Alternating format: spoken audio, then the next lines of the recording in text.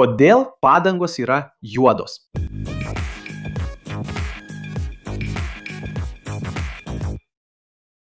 Sveikos inžinerijos mamos!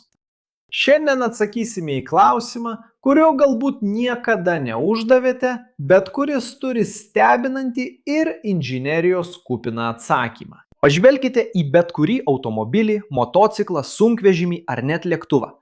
Ką visos šios mašinos turi bendro? Be ratų. Padangas. O kokios jos spalvos? Juodos. Beveik visada. Bet ar kada nors susimąstėte, kodėl padangos yra juodos? Tai nėra tik mados ar estetikos klausimas.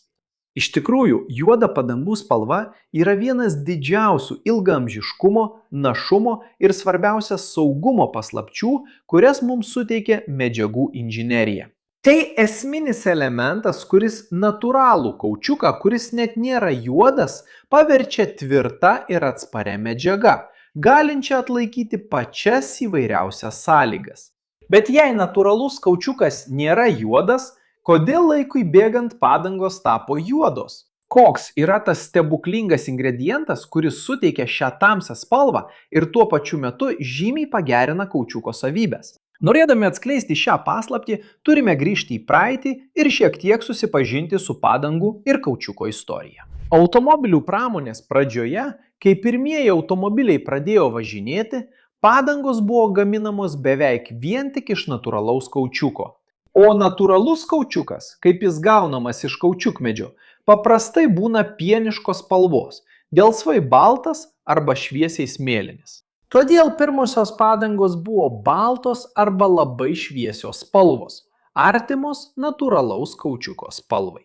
Galite pamatyti senų automobilių nuotraukų ir kai kurie iš jų tikrai turėjo baltas padangas. Tačiau ši gryna guma turėjo rimtą problemą. Ji nebuvo labai patvari. Jigi greitai dėvėjosi, buvo pažeidžiama saulės šviesos ir karščio ir nesuteikė reikiamo atsparumo vis didėjantiems transporto priemonių reikalavimams. Jos tarnavo vos kelis kilometrus. Tada inžinieriai ir chemikai pradėjo eksperimentuoti su priedais, kad pagerintų gumos savybės. O koks buvo tas revoliucinis priedas, kuris pakeitė padangų istoriją ir padarė jas juodas? Atsakymas yra suodžiai, arba kaip jie dažniau vadinami angliškai carbon black. Į padangų gamybą suodžiai buvo įdiegti maždaug 1910 metais. Tai iš esmės yra smulkiai sumalta anglies forma, gaunama ne visiško degimo būdu iš sunkiųjų naftos produktų. Tai nėra paprasti dažai, o medžiaga, kuri integruojasi į gumos struktūrą. Bet kaip suodžiai, paprasti juodi milteliai, sugeba taip nepaprastai pakeisti gumą?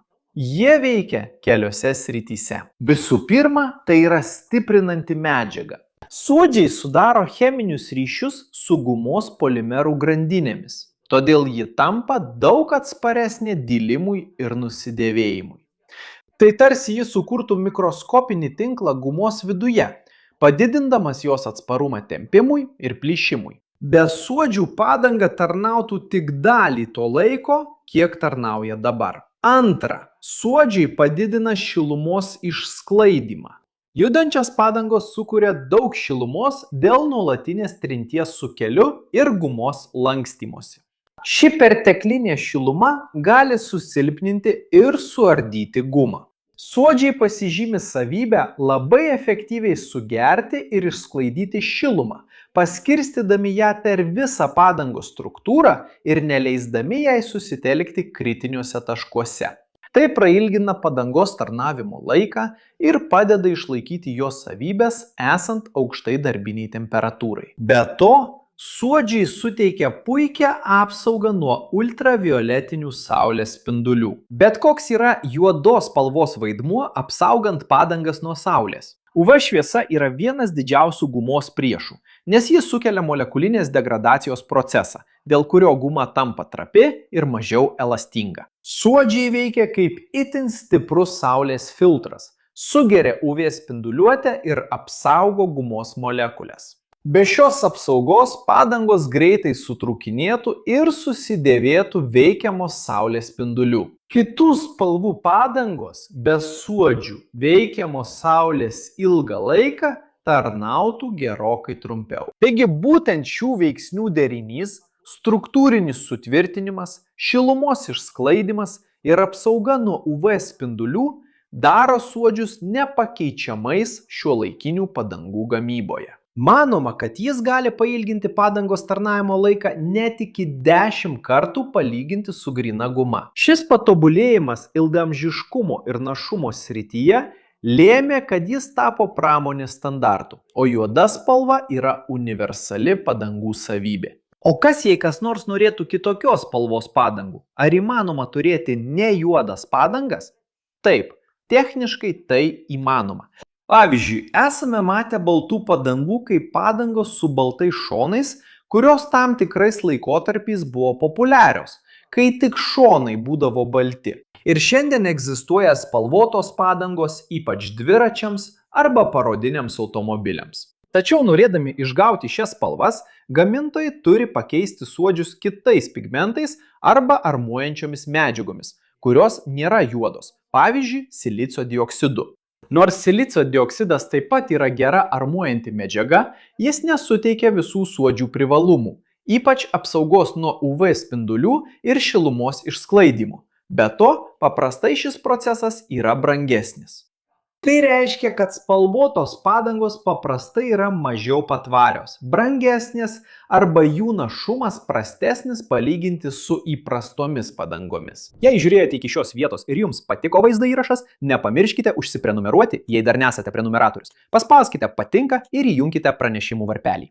Jei manote, kad mūsų turinys įdomus, apsvarstykite galimybę tapti nariu, kad padėtumėte mums ir toliau kurti turinį šioje platformoje ir būtumėte paminėti mūsų vaizdo įrašuose. O jei norite sužinoti daugiau apie mūsų rekomenduojamus kursus, nuskenuokite šalia esantį QR kodą arba paspauskite nuorodą vaizdo įrašo aprašyme. Ir rasite daugybę galimybių tobulinti įvairius įgūdžius, kurie padės jums išsiskirti karjeroje. O jūs, ar kada nors susimąstėte, kodėl padangos yra juodos? O gal žinote kokią nors spalvotą padangą su įdomia istorija? Palikite komentarą, nes man įdomu sužinoti.